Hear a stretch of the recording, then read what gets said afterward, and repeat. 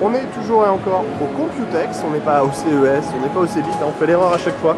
C'est normal, c'est l'habitude, c'est notre premier Computex, on vous le répète. Encore une fois, on est donc chez Silverstone, et chez Silverstone, une des nouveautés, c'est le Raven 4. Voilà. Donc on est, attention, on est sur un prototype complet pour le moment. Alors au niveau du design, on le voit, c'est assez sympathique. Et il semble que Silverstone ait encore décidé de revoir intégralement la façon dont on fait un châssis PC. Alors, derrière la porte, on trouve les deux B525 avec les deux ventilateurs de 180 mm en pénétrateur, avec un filtre qui est super fin, et on voit surtout qu'il n'y a strictement rien derrière, c'est-à-dire que c'est totalement extrudé pour que l'air passe beaucoup plus facilement dans le boîtier. L'alimentation, eh bien, vous nous croyez ou pas, si vous voulez, mais elle se retrouve sur le dessus, ici, une alimentation dans le bas, et on est sur, après, du Reverse ITX, avec l'emplacement pour le CPU vers le bas. On a la place pour des cartes graphiques full size, et même de type serveur, puisqu'on voit qu'on a ici les dispositifs pour pouvoir les brancher. Tout l'air est guidé, c'est-à-dire que ça, c'est une écope qui va guider le flux exclusivement vers les cartes graphiques. Ça, c'est plutôt très bien fait. On a ici la cage HDD de 5 emplacements, et on a une cage SSD dans le bas. Le tout est bien sûr compatible ATX pour les très très grosses configurations. Pas de problème à ce niveau-là. On continue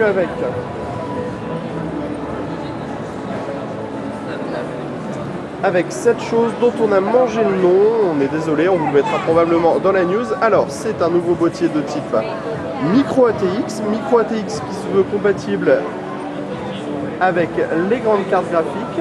On peut en mettre jusqu'à 4, on voit qu'on peut mettre du très gros ventirad CPU, on voit d'ailleurs que Silverstone travaille sur un nouveau gros ventirad CPU, plutôt bien fait. Et on a un ventilateur de 180 mm sur le côté. L'alimentation se place ici, on aura du modulaire possible, donc à vous de choisir. Et ici on a les emplacements pour mettre jusqu'à 4 SSD et 2 disques durs sur le dessus. Le lecteur optique est toujours au format slim. Dans les nouveaux produits, on a également le FT04. Donc là on est sur du produit qui est full aluminium, conception type un peu à la unibody.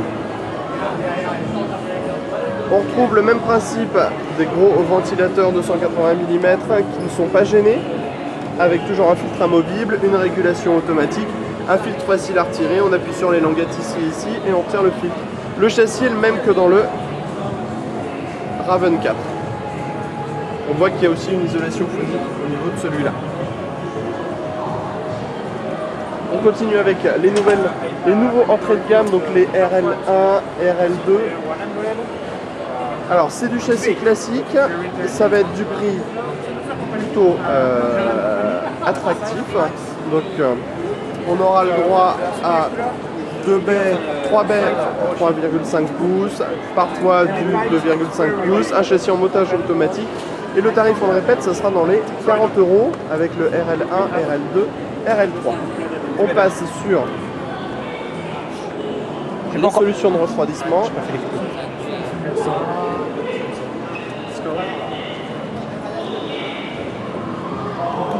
Avec un petit slim pour mettre dans les configs mini ITX, donc le SST MT06. On a après le double tour SST HE01. Alors le principal intérêt, c'est qu'il est très fin d'un côté. Il est fin de ce côté, comme ça pas de problème, on peut ainsi mettre les barrettes mémoire même en haute taille, et on a un ventilateur de 140 mm et 6 caloducs de 6 mm en dessous, sous la base. Enfin, on a un gros monstre, le SST H2. Alors ça, c'est plutôt pour un fonctionnement de type passif. Il n'y a pas moins de 6 caloducs. Voilà. On était sur le stand Silverstone. Il y a pas mal de choses à voir, on vous dit à très bientôt sur Cocotte TV.